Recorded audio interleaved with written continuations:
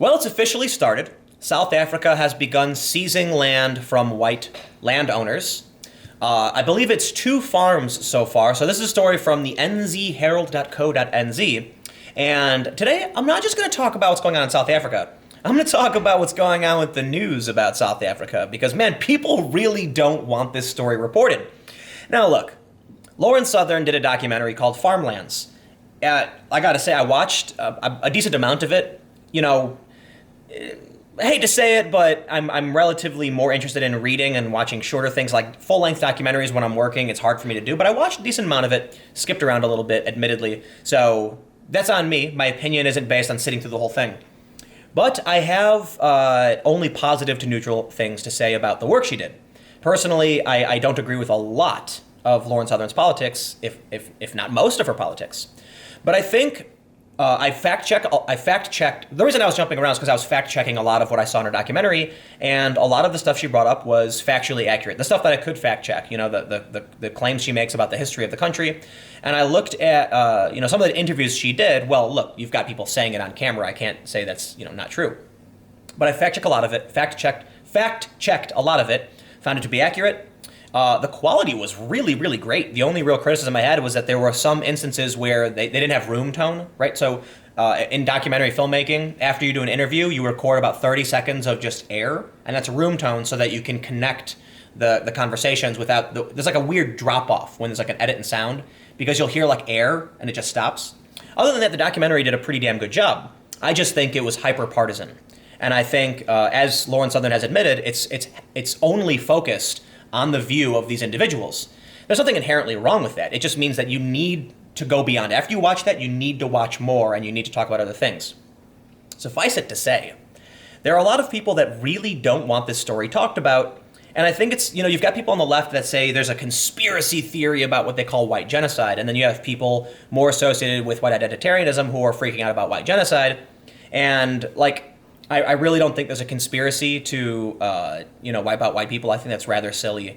I do think, however, that white people are increasingly race mixing and opening up their countries. So sure, I mean, you can look at Europe and see that the birth rates are down. You can look at the birth rates in the U.S. and say does that mean there's a grand conspiracy? No, I think that's silly. And look, I think some people, they use the term not to mean there is a conspiracy, just that this decline is happening. And let me say this too, for those that are very interested in that idea of white genocide, because I'm not super familiar with how the census works in the United States, but I was talking to my dad about this, and he said that because I'm mixed, I am not a white person, right? So he was saying that when it came to the census, they would look at me and say, because I'm part Korean, I'm just Korean. And I could say mixed, but I will never be white, according to the United States. And so something interesting happens then. If I am Korean, even though I'm also white, that means on the registry, like when it comes to the census, white people will be removed from the census simply because they're, mixing. But I wonder why that's not true for Koreans, right? Why can't the Korean be excluded from the census? So I think there's also some bureaucratic issues having to do with this that a lot of people, don't understand. But I also want to point out to the people who are freaking out about, this idea, it's like, yeah, white people for the most part are okay with it. So this is what I said to some alt-right people. I'm like, look, the alt-right is really small.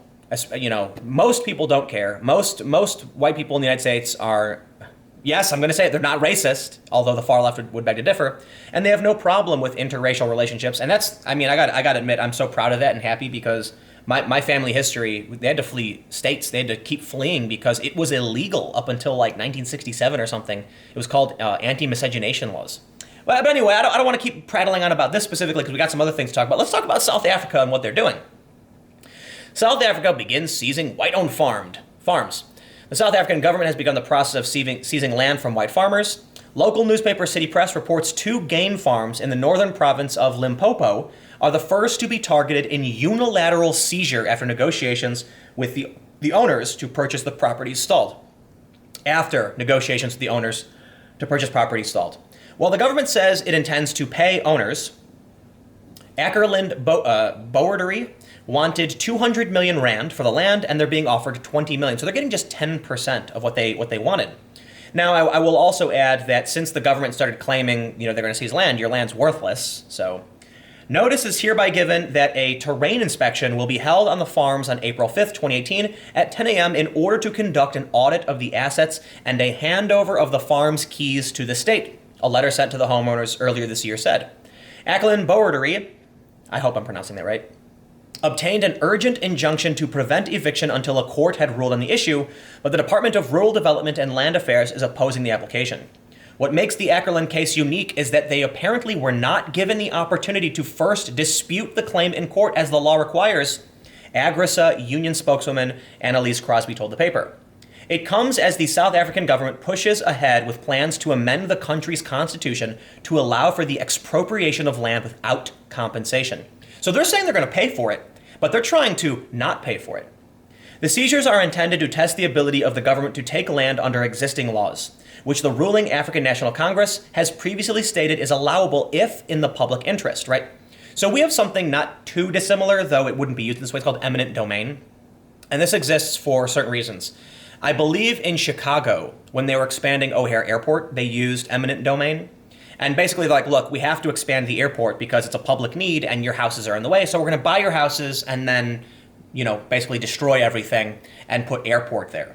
And then you have, when highways are being built, they'll say, well, we got to build a highway because we've got too much traffic and your houses are in the way. So they buy them. And this is kind of what we're looking at here. The only issue that this is about racial justice and not about the actual public need. They're not going to build anything necessary, for the farms. They're just going to give the farms away to non-white South Africans.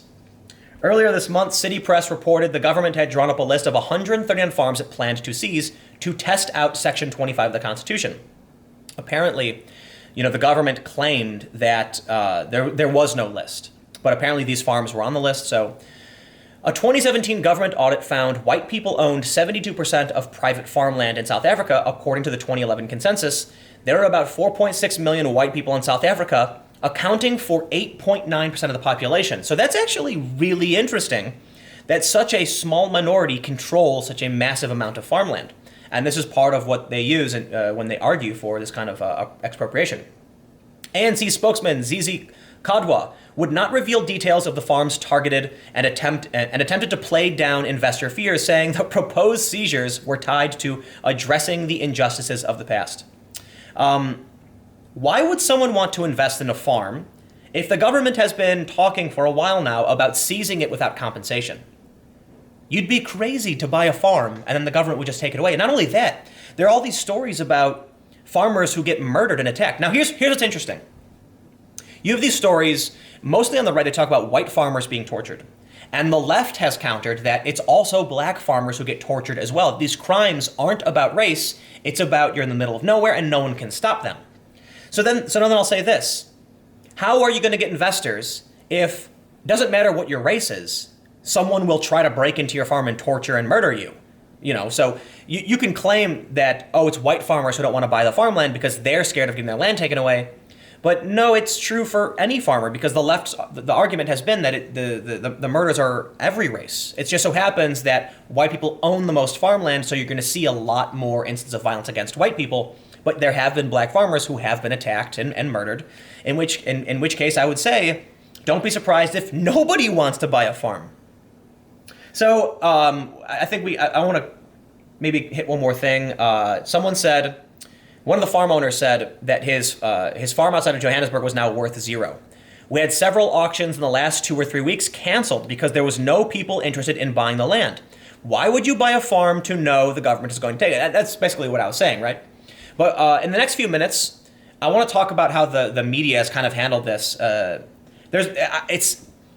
feel like it doesn't get that much coverage in mainstream press here in the States, but I think it does to an extent, like it has. I hate when people are like, no one's covering the story, and they do, but I definitely don't think it's a core issue for a lot of Americans. I mean, most people don't really pay attention to South Africa. But here's something that's interesting. This is a post from World News on Reddit, and it says, misleading title, South Africa begins seizing white-owned farms. Misleading title, okay. Except That's literally the title of the article from the New Zealand Herald. This is a New Zealand newspaper. They didn't put up a misleading farm. 2 white-owned farms were seized. Why then would they remove this post and call it a misleading title? Well, let's take a look at how news is handling it. So this one says editorialized title. And this one was also removed. You know what I don't have up? I should pull up the actual news story, but But this one is not incorrect. It says South African government approves first farm seizure from leaked list of 190. Right, well, they never said that. So this is somewhat accurate, right? And the world news subreddits and news subreddits have been blocking and removing. So here's what we'll do. So this is a story from just 1 day ago, and this post is locked. You won't be able to comment. It's got 27,000 upvotes, 1,173 comments, 8 times gold. And look at this. The top comment is, "Did they finally unlock this?" And it said, "They got a ton of backlash because it was on the front page by votes, and comments were disabled." So apparently, when it first went up, they didn't allow comments. There's been a lot of accusations against the moderators of news and world news that they're super racist. And I always hate talking about this. They're identitarians, so they don't like talk that's racist against their ideology when identitarians are racist. So the top comment is just removed. What's the reply? "Oh, there's none. Okay, it's gone." That's funny. Then they let's see what else. Well, here you go. "Get ready for Zimbabwe 2.0." But you can see removed, and this is actually funny. Someone said, "Isn't this where David Farrier went in Dark Tourist and he mocked a white family that was prepping for something like this?" And they talk about, but I think it's called the Sidelanders. I'm pronouncing it wrong. They're mostly worried about genocide. And I gotta say, look, when you're less than 9% of the population and the government starts stealing your land for race-based reasons, I don't think it's silly to prepare. I actually think a lot of people are silly for not preparing even in the slightest, right? I'm not a prepper, but I'll tell you what, I got a couple MREs. I got some emergency rations and I've got some emergency water. And the analogy I always give to people is like, why do you have Band-Aids? How often do you use a Band-Aid? Rarely, but you do use them. I haven't used a Band-Aid in a long time, but I have them. And I have antimicrobial cream or whatever. So you never know if something's gonna happen. There was an algal bloom in Ohio that toxified the water, and then everyone had to rush out to the store to buy water. It's like, all right, well, keep some, sealed, sterile water or whatever in your basement, just in case. Fill up your bathtub when a storm hits. We always say that, you got a storm coming, fill up your bathtub in case, because you need water. So, what I wanted to point out with this is that these other posts I show you from Reddit were actually removed, and then you have this post where they just locked it, so you can't even comment on it, because I guess there's just too many racists. But anyway, I don't know, that's about it. I gotta get out of here. More work to do, more work to be done all the time. Thanks for hanging out, and I'll see you guys tomorrow on the main channel at 4.